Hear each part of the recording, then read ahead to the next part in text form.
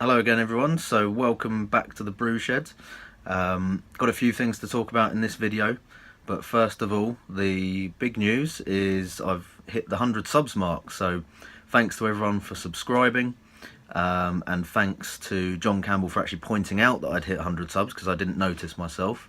I wasn't really paying attention to that, but it's crept over the 100 mark now, so yeah, cheers to everyone who subscribed, and especially to all the people on BrewTube who've subscribed recently, because that's really pushed the numbers up pretty quickly since I started posting the videos on there. So cheers guys. As is tradition, I will do a little competition to mark this great moment in my video blogging career. So the prize will be a £10 voucher for any homebrew supplier of your choice.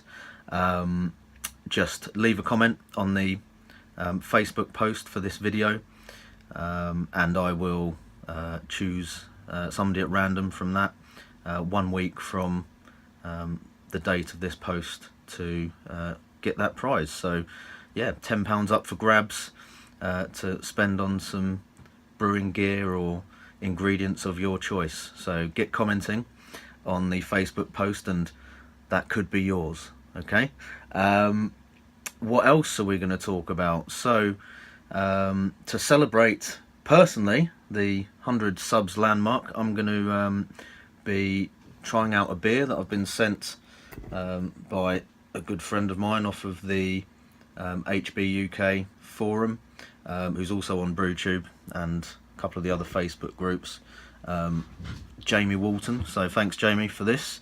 This is the Comet lager, so I'll have a drink of it and probably do a little bit of a review for that now, and I'm also just gonna give you a few updates on what else is going on, so see where I'm at brewing wise, and I've also got another little project lined up which I'm going to do a separate video for, but I will tell you a little bit about what that's going to involve as well. So yeah, let's have a look at this Comet lager that Jamie sent me. I've even got out the Spiegelau lager glass for this one, so you should feel very honoured that I'm serving it up in the best possible glass there. Now where's the bottle opener gone? Hang on a minute.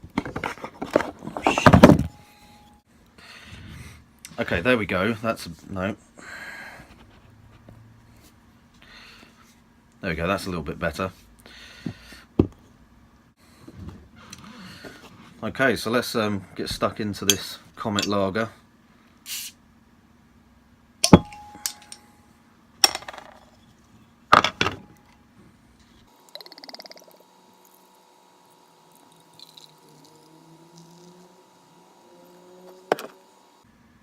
Okay, look at that.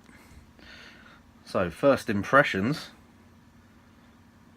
definitely looks like a lager. Nice light colour, good carbonation. You can see some nice streaming bubbles there coming up from the bottom of the glass. A little bit of haze, but nothing that I'm going to worry about. That has been in the fridge for a few days, so that might just be a little bit of chill haze perhaps. And not massive amount of foam on the top, but a nice enough head that seems to be sticking around.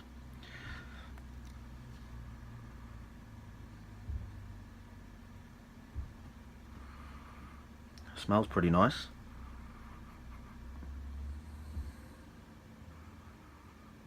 Okay, let's give it a whirl.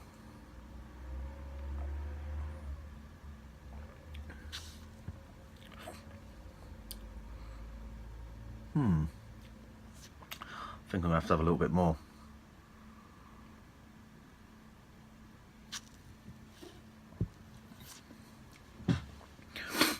Tell you what, that is bloody nice. Hold on, Jamie. That is a good beer, mate.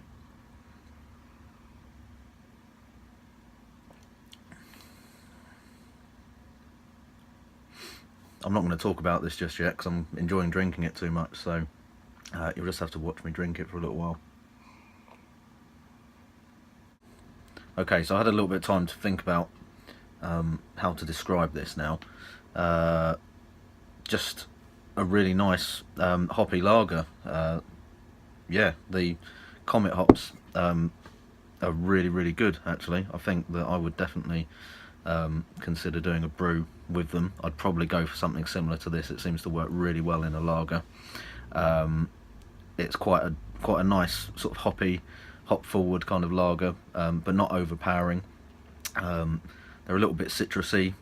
I find them quite floral as well. Not massively pungent, but just a nice flavour really for this style of beer. Carbonation is spot on. Nice lacing on the glass as well, and very easy to drink. I reckon if I had a few more of these, I'd be putting several away in a session easily. Jamie sent me a couple of beers before this, and he was having issues with chlorine in the water, so there was some unfortunately some very strong chlorophenol, is that the right word? Chlorophenols, I think it is, off flavours coming through in those beers, which would have been really nice otherwise, but unfortunately we're a bit spoilt by that. I'm not getting any of that at all in this one, Jamie, so I don't know. I don't know if you said whether this one was actually treated with Camden tablets or not, but either way, yeah, not getting any of that flavour at all, the old TCP off flavour, so that's definitely a bit of a result there as well. Okay, yeah, so cheers.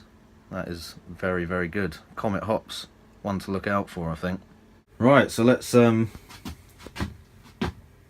a little update on what else is going on at the moment. I've been out to Screwfix today and picked up a few things for a little project that I'm going to be doing. I've got a few sort of slightly worn out FVs and what used to be a boiler bucket down here that I'm going to be using to do a new mash tun project with.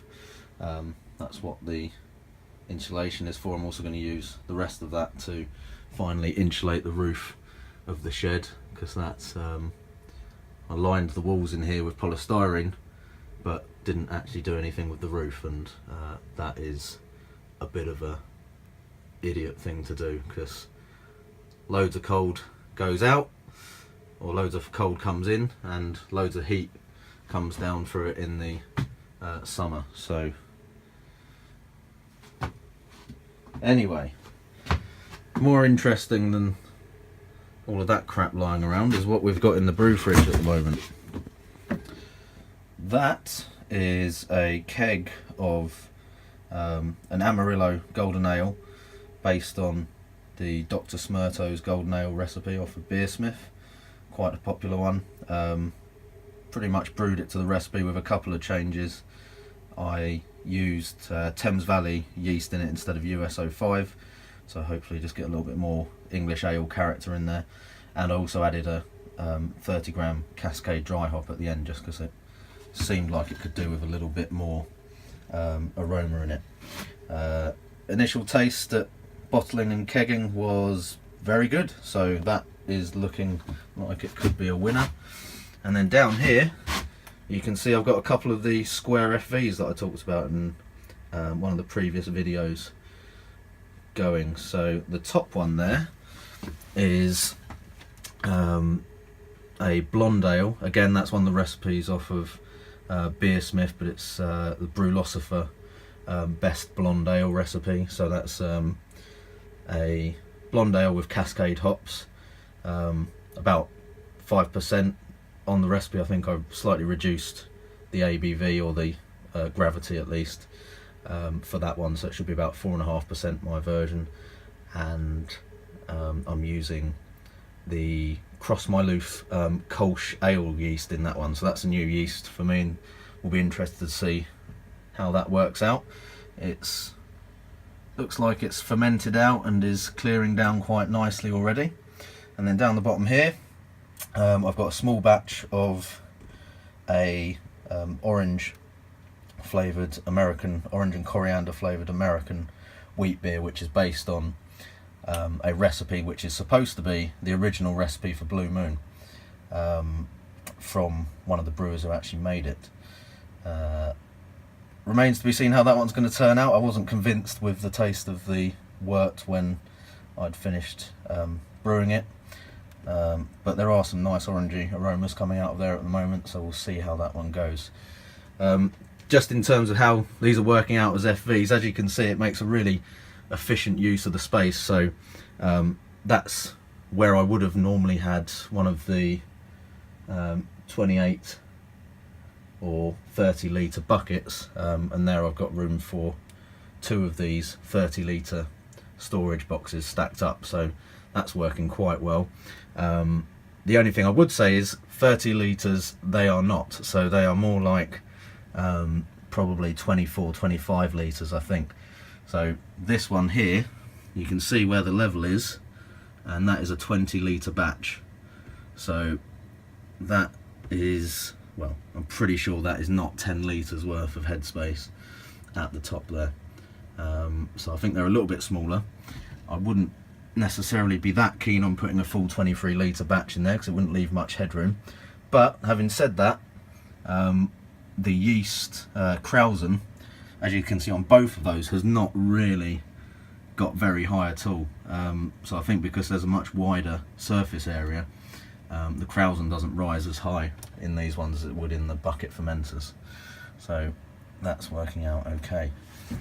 And then up here, another batch conditioning, and this is the wheat beer that I did using, what was I using in that? Mangrove Jack's yeast. So looking a little bit more clear than I would have expected, but obviously you can just tip the yeast out of that into the bottle and get that nice cloudy Weissen style pour. So that's what's brewing at the moment and conditioning, and I'm looking forward to trying all of those out actually, because they all seem to be going quite well.